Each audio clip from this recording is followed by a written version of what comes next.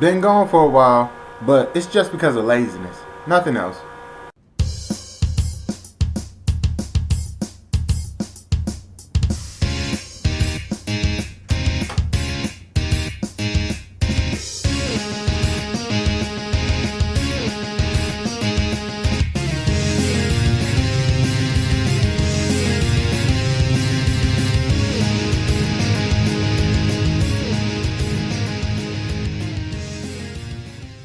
This episode started off with Kanay in like some field. He looks like he's training, like master his powers even more and better. Because everybody that's in the academy and everybody that we know of now, they have like some internal power within them, and they just need to master it. Like kind of like chakra in Naruto, to where in Naruto you have a chakra nature, and then you need to train that chakra nature in order to master it so you can get better at jitsu and stuff like that.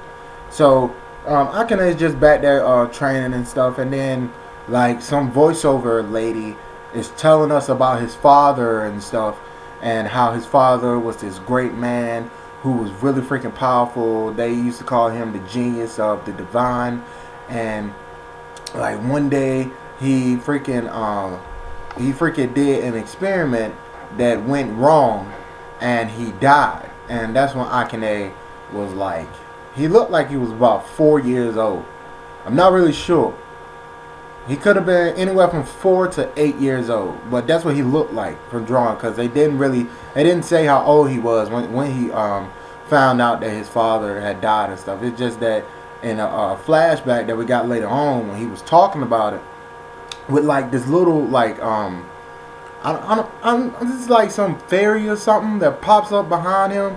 I don't quite know what that is. I think that's basically the same thing as when Ayatollah is by himself and that little kid pops up and starts talking to him. I think that's what that is, man, because that junk don't show up unless Akane is by himself. It didn't show up when he was around that girl. It didn't show up when he was around Ayatollah and that other girl, the water lady and stuff. So I think it's basically the same thing as that. Like personality or something like that pops up and then starts talking to you or whatever.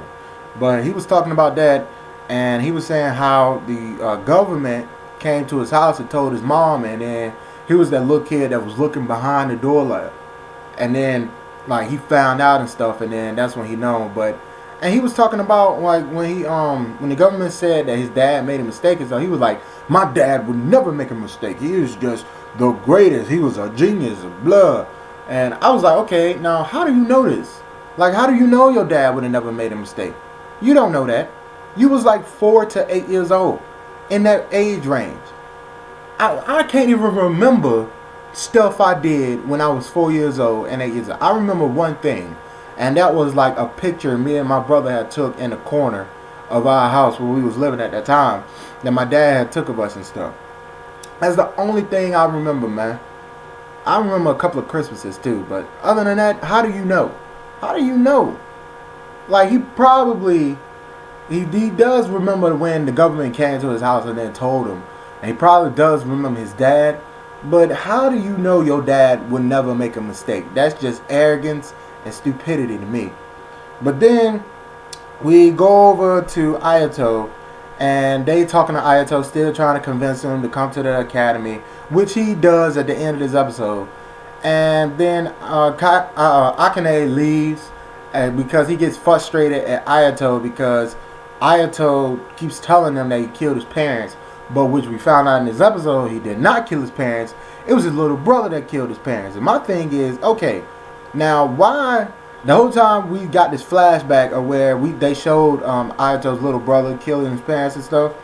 My whole thing was like, why in the world is Ayato sleeping outside in the shed? Like, why is he in the shed? Why does he have his own place outside of his parents' house, when if he is a child that came through his mother's womb, just like his little brother, why did they put him outside like the Gimp from Pulp Fiction and leave his little brother inside? Is it because his little brother was some type of genius? Because at that first episode, they was talking about how he was the top of his class. He know how to play the violin, the cello, the trumpet, the tuba, the saxophone, and all that. He's going to Harvard. He's going to be great. He's going to be graduating magna cum laude, all of that bull. And then Ayatollah out there in the shed. So I'm thinking that Ayatollah is adopted. Like, that's what I'm thinking, because that's the only way that he would be outside. If there would be no other way that he would be outside if he was actually blood related. If he was blood related and they still put him outside, that's some messed up stuff, man. That's really, really messed up. But I'm thinking he is freaking adopted, and his little brother is like the one that's loved and stuff, because most of those anime and some of those shows, it is kind of cliche to where the one that's adopted is the one that's outside, and the one that's blood related is the one that's inside and stuff. It is kind of, but it's still an interesting dynamic, and I don't know why he keep going around telling people that he don't want to kill his parents. Like, if I would have never done nothing that I know I didn't do, and people said I did it, I would be, for the rest of my life, saying I didn't do it. Doesn't matter if people do believe me or don't believe me. I would completely say, no, I didn't do this. You're not about to convince me that I did this. So I think he's just doing that in order to protect his brother, because his brother is still alive. His brother's still alive and stuff. We still don't know why his brother did it.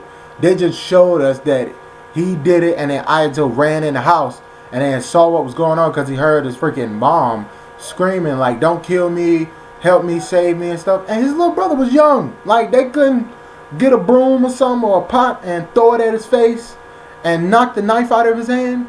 Like, they couldn't do that. They was just in there screaming. He was just way too powerful for his dad and his mom, right?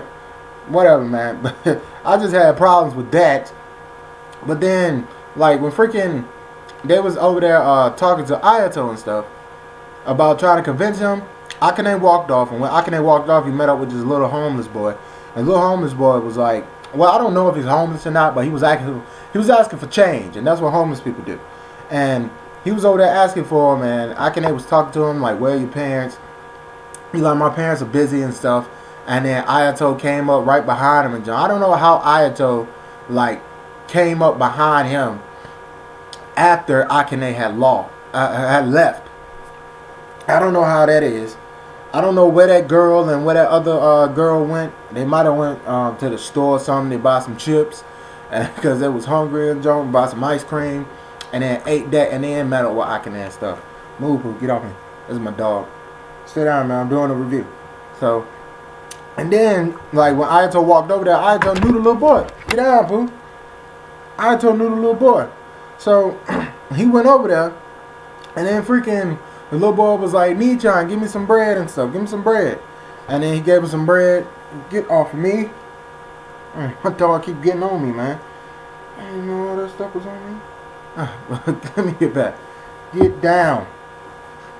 But he was talking about telling Ayatollah give him some bread. So Ayatollah knows the little boy. He be feeding the little boy and stuff. He give him money and all of that. So then freaking like this robot had came. You know the robots that was in like dang. It was just in my head, man. RoboCop. Right there. You know the robots that was in RoboCop? Pooh, get away from that. You know the robots that was in RoboCop and stuff that was going around the neighborhoods and was like, it is now curfew time. Now it's time to go in your house. Like one of those robots had came through telling people that this area is clear or something like that. I really don't know what the robot was saying. But then the robot turned evil. The robot turned evil and it started destroying this poor neighborhood.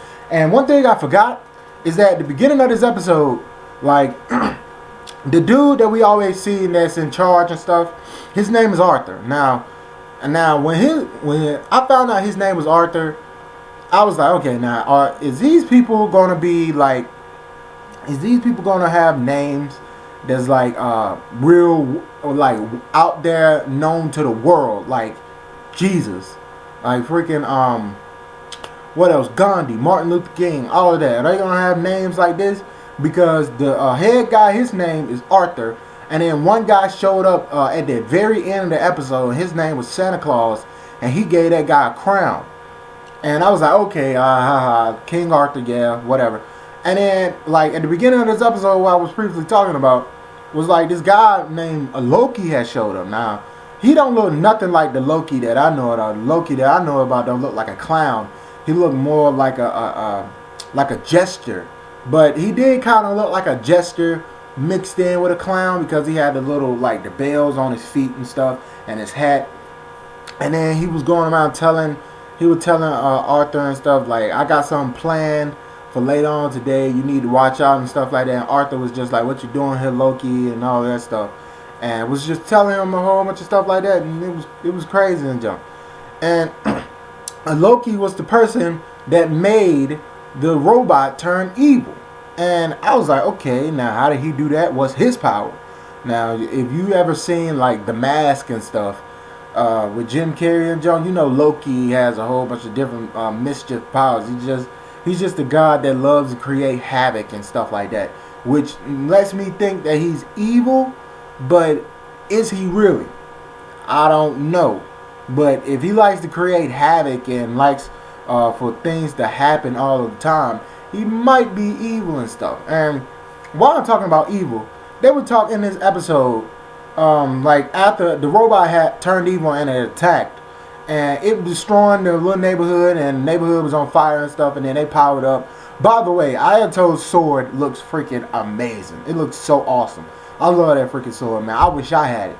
And he used the sword, but he only slashed one time. When he slashed that fire, I thought it was gonna slash, and then the screen was gonna slide like the, you know how like when swordsmen, when they slash at the screen and you just see their silhouette and then they slash behind them. I thought the screen was gonna slide like this and then open like that, and that's how the fire was gonna do. But it just rained. It just rained really hard, and that put out the fire. Like, I really would have liked for him to use the sword and slash at the fire, and then it's a big water blast just cut the fire in half, instead of just him slashing and then it rains really, really hard that put out the fire in like 3 seconds. Like, that's some hard rain.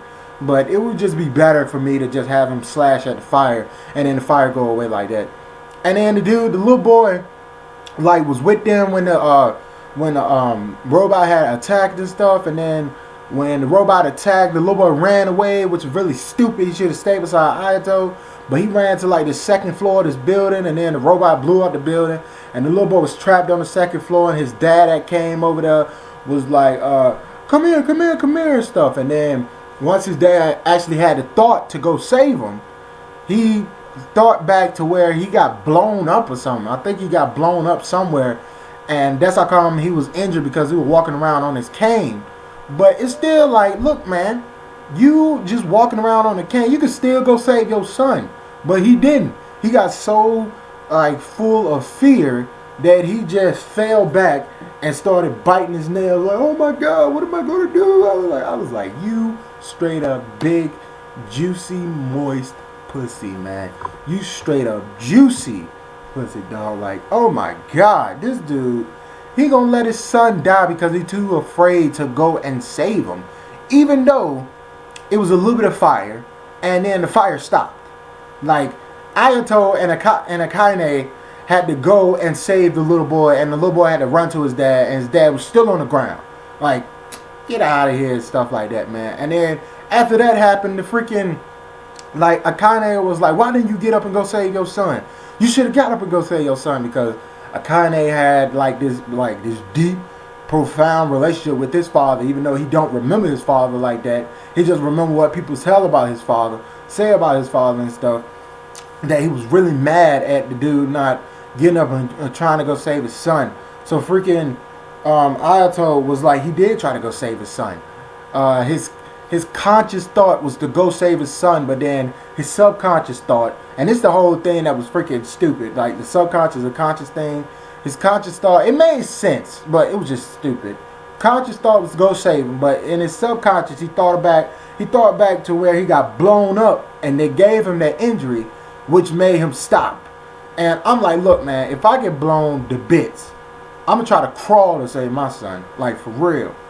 He just stopped completely when he could have, because freaking Akane and that girl Yeah, that girl came up when that robot was attacking, and then they created the zone to where the I think the zone is like they can uh like go between dimensions and fight in this one dimension that's the same area, but it doesn't have whatever's going on in this area is not going on in another area in the zone and stuff. So Kanay and that girl is in there fighting the robot in the zone. They defeat him, get out of there, and the dude's still on the ground and stuff. But then Ayatollah was like, yeah, his subconscious told him no, when his conscious told him yes, and that's how come he couldn't move. But Kanay was mad at that and stuff. And then after that, freaking, like, the little boy went back, and like they went to the academy, and they was talking to Arthur, and Arthur was like, so you finally decide to join the academy and stuff. And then Ayatollah was like, yeah, because these people are annoying, they get on my nerves, they made me join and stuff. So freaking they was having like a big laugh about that and stuff, and like the episode ended. But I want to talk about the opening for this series, man. I really enjoy the opening. I love the song, I love the visuals that come with it, the color scheme, the art, the animation, all of that. The opening is so freaking good. The ending is good too, man, because you see all the people that we're gonna see in the future come together and like stand beside each other. It's like it's supposed to be 6 of them. It's supposed to be Ayatollah, Kanay, that girl with the green, and like one other boy and 2 other girls that's gonna be with them. And we see like a whole bunch of other people that was at the round table that was in the first one, in the first episode. All them people that was with Arthur when Arthur was talking, when he was at the round table and stuff. Yeah, we see all of them, and then that's pretty much it, man. But good episode. That subconscious and conscious thing was kind of dumb, but still, yeah, because come on, man, any person, like, it really is people out there that's like that, but come on, man, like, for real. He should have got up and saved his son, man. Like, that was just some messed up stuff to me and stuff. But yeah, good episode, 8 out of 10, pretty good. Good second episode for this series, man. I'm on the fence about the art style in this anime. Like, I'm not, tell you the truth, I swear, honest, I don't really care about art and animation. I don't. If the story's good and the action's good, or if it's a story without action, if it's not a shonen and I love it, and basically if the story is good and it got great storytelling and action, I'm down. I really don't care about the art style. Some people hate the art style. Some series that they missed out on that had great stories because the art style, they didn't like it. I don't like the art style, so I don't like this series, which is dumb to me. That's stupid. But I'm still kind of on the fence about the art style. I think I'm gonna have to get more into it and used to it, because it doesn't look that bad. It's just not an art style that I'm used to. I'm really used to the Naruto, One Piece, Bleach art style, which is kind of what I lean towards. But in this episode, with this art style for this anime, I'm gonna have to get into it enough in order to have a full opinion about it, man. But that's it. Let me know what you thought of this freaking episode, man. What you think of this series, and now let me know down in the comments if there's a manga to this anime, and if there is, let me know. Leave a link down there, man. Like this video, subscribe, and share, man. But that's all I got. Thanks for watching. I'll see you guys in the next one, man. Hope you enjoy it. Let me know what you had for dinner too last night in the comments and all that, man. But I'm out. I'm Danny Awesome. You're awesome. Stay awesome. I love your faces. Peace. One love. I'm out.